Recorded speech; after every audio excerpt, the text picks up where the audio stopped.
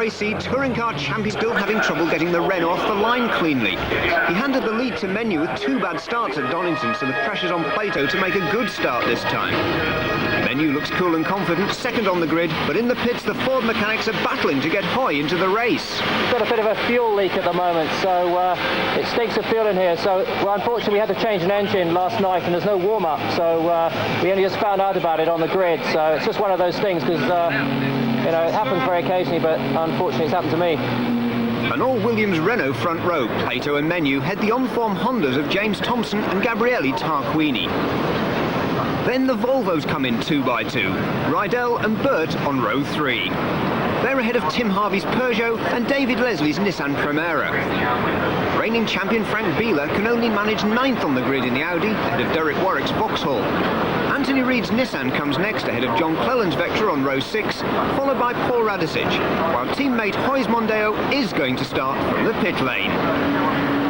18 laps of the international circuit, 22 cars on the grid, and the red and white Hondas are creeping. Go, the green light, and Plato's stalled. Superstar from Burt's Volvo, but the Renault is stationary. The pack are streaming by. That is very dangerous. Plato frantically trying to restart the engine. The yellow flag's still waving. Menu leads into Copse. Burt right on his tail, forcing Thompson wide. Then it's Bieler up to 4th in the Audi, ahead of Leslie, Rydell, Harvey, Warwick, Cleland and Bincliffe. And Plato still stranded on the line. The marshals wanting to push him away. He's still trying to start the car. Beckett's corner, it's a 3-way fight. Menu in the Renault, Burt in the Volvo, Thompson in the Honda, then the pack. Rydell and Harvey side by side, but behind them someone's off. Reid's Nissan's damaged. Bincliffe in the Audi rejoins straight through the gravel using the 4-wheel drive. Leaders out of Island Corner, up the straight to Abbey, and behind the top 3, look at Bieler's Audi with David Leslie's Nissan right on its tail. Leslie's quicker down the straight, takes a look, but look at the Audi's advantage on the brakes.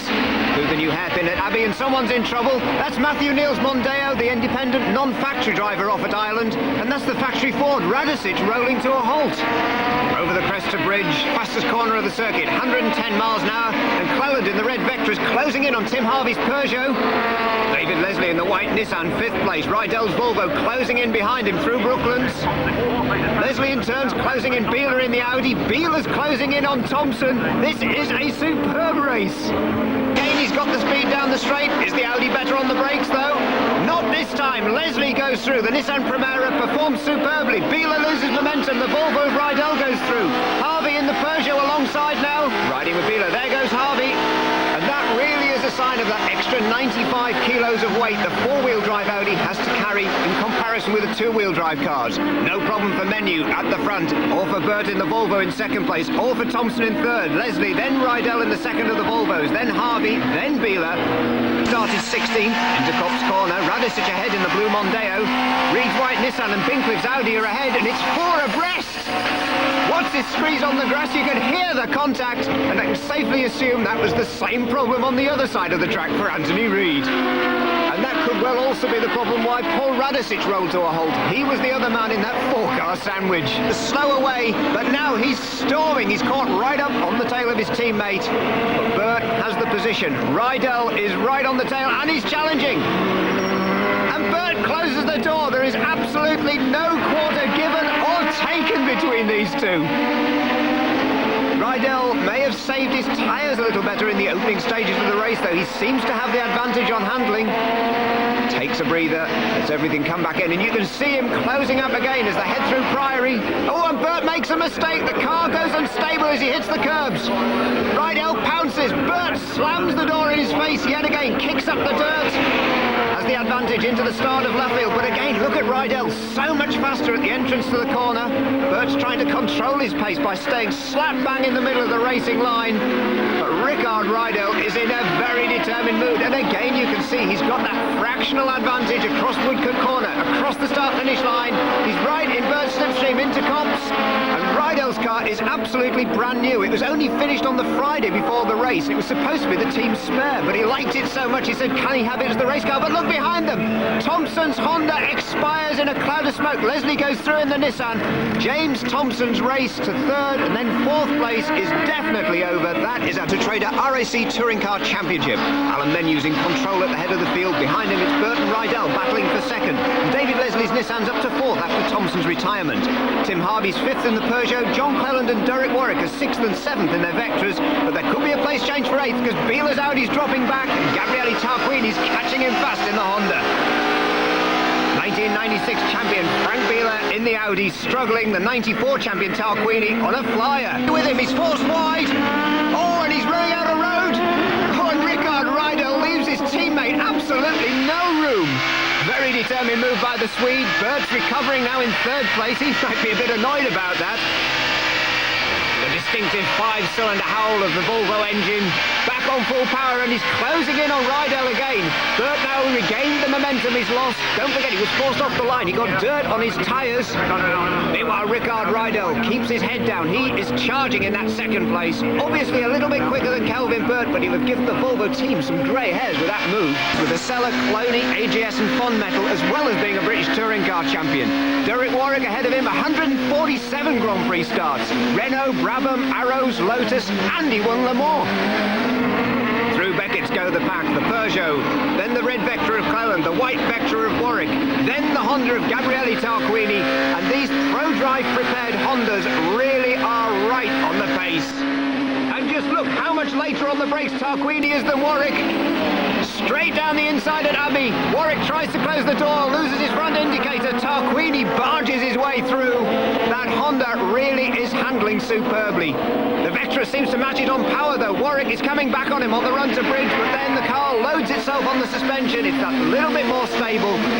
Next target Tarquini's got is John Cleland. With a hairpin at Abbey, 130 miles an hour. Oh, and he misses the gear change. The gear won't go in. It locks the front wheel solid. He's straight across the dirt. Eventually manages to get second gear. Rejoins. There goes David Leslie through to that third place. But if he's got a gearbox problem, that really will ruin his confidence in the car. And look at Gabriele Tarquini really charging now, crawling over the back of John Cleland's Vectra for sixth place into the Abbey hairpin. But Harvey and the Peugeot really are working better and better. This is their best result so far in 4 seasons of touring car racing. Tim Harvey, 1992 British touring car champion, started racing the fearsome Ford Sierra Cosworths and big V8 engine Rovers. Then he moved towards the BMWs, won the British Championship in 92 with the BMWs. Since then he's driven for Renault, Volvo and Peugeot. Side of Priory, the same place he took John Cleland. Again, leaves a bit of racing room, the sign of the true champion. But now he'll be able to go across, use the full width of the track, then cut into Luffield. And just look at the advantage that Honda has gained over Harvey in the Peugeot. Now John Cleland closes in behind Tim Harvey. Derek Warwick closes in behind there. And then the Audi behind them. This really is a slipstreaming battle. Cleland getting right under the rear spoiler of the Peugeot. But at the head of that group is Gabriele Tarquini making his progress through the field. And it's a 6-car train through Copse. Tarquini is 5th, Harvey 6th, Cleland 7th, Warwick 8th. We're riding with him, and behind him, Biela in 9th and Watts in 10th. Through the left-hander at Maggots, then tiptoeing on the brakes, gently slowing the car down for the very tight right-hander at Abbey, 60 miles an hour in second gear, then up over the curbs. Be a brake problem for Tim Harvey, or it could simply be brain fade. He could have left it too late. Either way, he collects the cones, takes the long way round Abbey, and by the time he's got back on the track, the rest are long gone. No such problems though for Alan Menu. Laps the Swedish Championship driver Jan Brugstedt in his Opel Vectra. Then it's the other Swede, Rickard Rydell, in his Volvo in second place. The gap's down to just over a second as they start the last lap. The question is now, can Rydell challenge Menu? He's certainly trying. He's flashing his headlamps. He's on main beam to tell Brunstedt he's coming. Brunstedt, the experienced racer, he gets out of the way. Rydell flies over the curbs. The Volvo very stable there, and he really is throwing absolutely everything at catching Alan Menu. He must be furious about that slow start, then about being stuck behind Bert. It's left him with everything to do on the last lap. Again, uses the full width of the track, runs over the curbs on one side, over the curbs on the other. The 2 wheels on the white line at 100 plus miles an hour. And this is the battle for 11th. Hoy started from the pit lane. Plato stalled on the line, and they've both stormed their way through the field. Plato's obviously the quicker. He's pulled back almost a full lap since the start, and Hoy's waving him through. Hard on the brakes to Abbey, riding with Hoy. Plato says thank you, dives through. Hoy tucks into his slipstream, looking back now off the roof of Plato's car. That's what that fin is sticking up off the roof of the Renault Laguna. And you can see Hoy isn't losing that much ground because Rickard Rydell is storming through. And there, Manu having to pick his way through the back markers. Now Rydell does too. Jamie Wall pulls to one side, lets Rydell through because he can see the Volvo driver is on a charge. Down to the hairpin at Abbey for the last time. It leaves just 1/2 lap for Rickard Rydell to close that gap on Alain Menu. But there is traffic ahead of Menu through Bridge Corner. Hear the Volvo howling at its absolute limit. Menu, though, closing in on the BMW of Colin Galley. And he's going to catch him right in the complex, just where Menu did not want a slower car. Galley tries to get out of the way. But Menu forced to take the slower, tighter line. Can Rydell find a gap? Yes, he can. But can Menu get the power down? Yes, he can. Alain Menu has timed this move to perfection. He's controlled Rydell's speed. He takes the checkered flag, and Alain Menu wins a superb first race at Silverstone.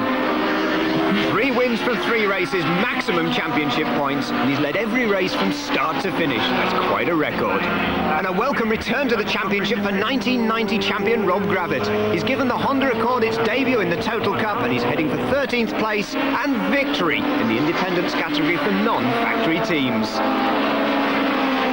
So another superb victory for Alain Menu, just 0.7 of a second ahead of Rickard Rydell, with David Leslie, Kelvin Burt and Gabriele Tarquini completing the top 5.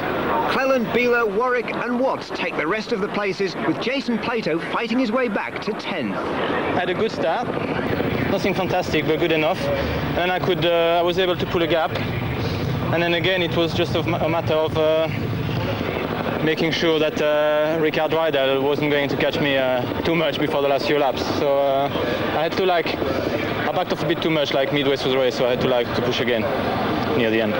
But no, it's okay. Good result too for the popular Scot David Leslie. He's brought Nissan back to the podium after a 4-year break. The man to beat so far in 97 is without doubt Alain Menu. But there are no signs of champagne or